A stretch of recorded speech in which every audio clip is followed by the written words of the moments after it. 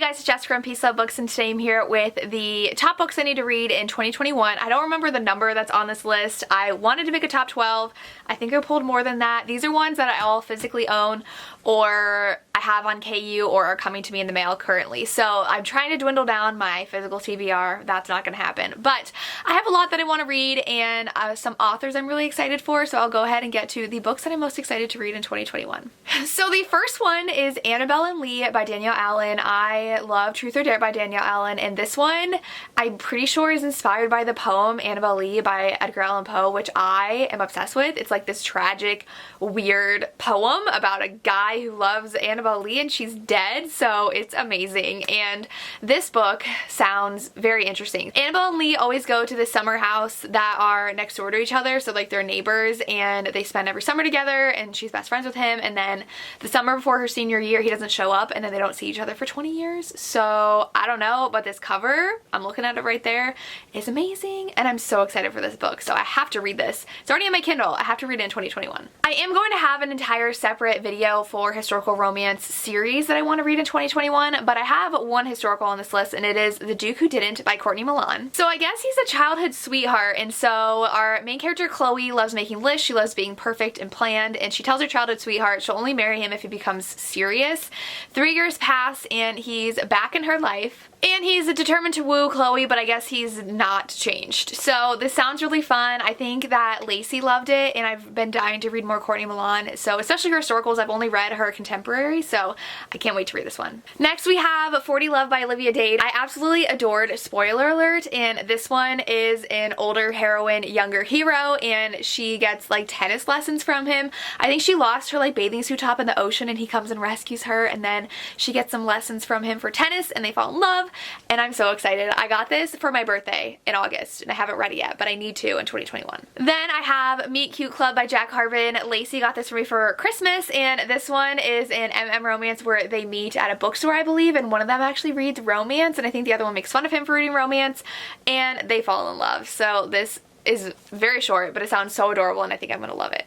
Then I really hope to read The Bridge Kingdom by Danielle L. Jensen. My sister actually bought the second book of this too, and this one's a hardback that came in Bay Crate, but Riley read this year and absolutely loved it, and my sister read it and loved it, and this is a enemies to lovers fantasy romance. I believe she like wants to kill him, and he doesn't know that she hates him, but they think they have to get married.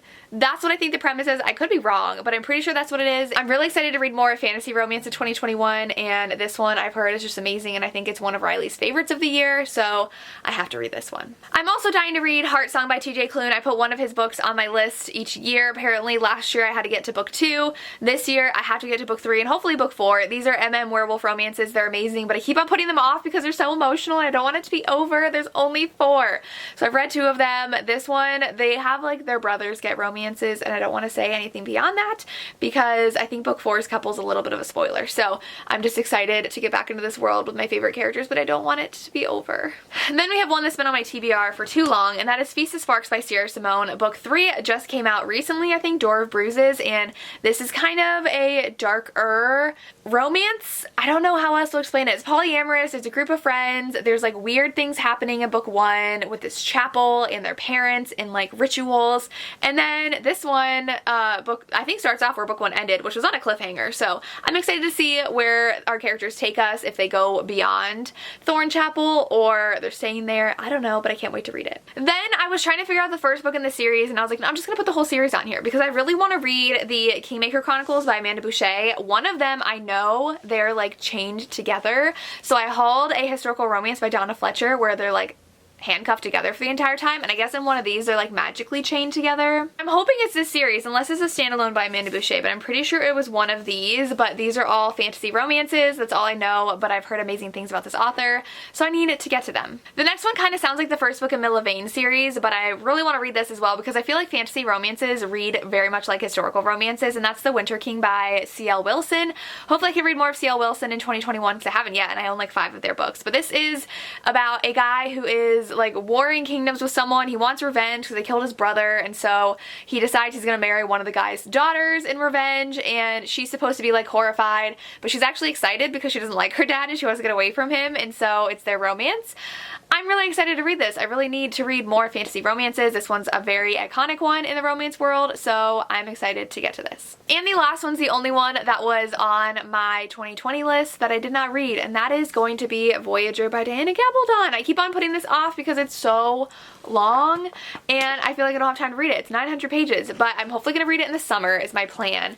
Maybe bring it on vacation with me. I'm supposed to go to St. Lucia this summer. I was supposed to go to St. Lucia last summer. That got pushed back a year, so it's a beach vacation. I just want to sit on the beach and read Outlander, so Voyager is next up on my list, and then possibly book 4. We'll see if I end up getting to those, but I can have high hopes for 2021. And that was a quick short video of the top romances I hope to read in 2021. Let me know down below if you've read any of these, what I should put at the top of my list, what you think I should add to my list. Let me know. As always, thank you so much for watching and have a good day.